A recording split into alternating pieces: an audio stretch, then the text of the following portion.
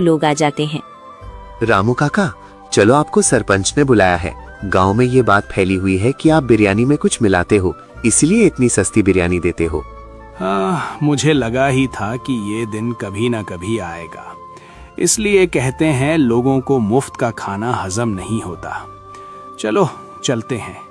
तभी रामू काका वहाँ आते हैं। वो देखते हैं कि गांव के सभी लोग गुस्से में हैं। सबके मन में एक ही सवाल था। रामू काका, आप बताइए कि आप अपनी बिरयानी इतनी सस्ती में क्यों देते हैं? आपकी बिरयानी में ऐसा क्या है? क्या ये सच में लोगों को बीमार कर रही है? नहीं बेटा, मेरी बिरयानी में कोई मिलावट नहीं होती। मैं अपनी मेहनत से बिरयानी बनाता हूँ। काका, लेकिन आप 10 रुपए में बिरयानी क्यों देते हैं? हमें भी बताइए।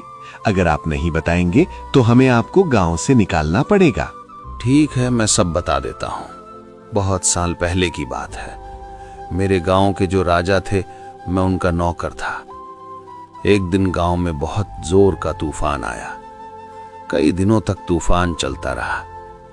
उस तूफान में लोगों की फसलें बर्बाद हो गईं। बहुत से लोगों की जान चली गई।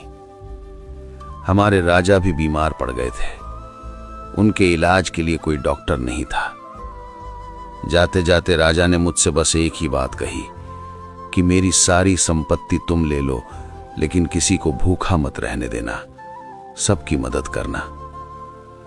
मरते समय उन्होंने मुझसे यही एक वचन मांगा था।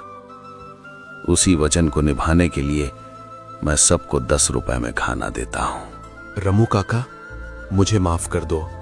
मैं समझ नहीं पाया कि आपकी इस नेक दिली के पीछे इतना बड़ा राज छुपा हुआ है। नहीं बेटा, मैंने उन्हें वचन दिया था कि मैं ये राज किसी को नहीं बताऊंगा। लेकिन अब जब मैंने ये बात सबको बता दी है तो मुझे इस गांव से जाना होगा। अब मैं इस गांव में और सेवा नहीं कर सकता। सभी गांव वालों का सिर शर्म से झुक गया। चारों ओर सन्नाटा छा गया था। वहां कोई कुछ बोलने की हिम्मत नहीं कर पा रहा था। अब मैं चलता हूँ। मेरा वचन अब मुझे दूसरे गांव जाने को कह रहा है। बेटा रामू, मेरा तो यहाँ कोई नहीं है। तुझे देखकर मुझे अपना बेटा याद आता था। अगर तू चला गया तो मेरा कोई नहीं रहेगा। मुझे खाना कौन खिलाएगा? तू यहीं रुक जा। नहीं माँ, मैं यहाँ रुक नहीं सकता। आप भी मेरी माँ जैसी हैं। अगर आप चाहें तो मेरे साथ चलिए, मैं आपकी सेवा करूंगा। तभी रामू और बूढ़ी काकी दोनों वहां से चले जाते हैं। रामू काका ने अपना ठेला दूसरे गांव में लगाया, वही मुस्कान और प्रेम की भावना के साथ। कुछ दिनों बाद जब जब लोग वहां से गुजरते थे, सभी को रामू काका की बिरयानी याद आ जाती थी। बिहारी ने भी रामू काका को देखकर अपनी बिरयानी का दाम 100 से 50 कर दिया था।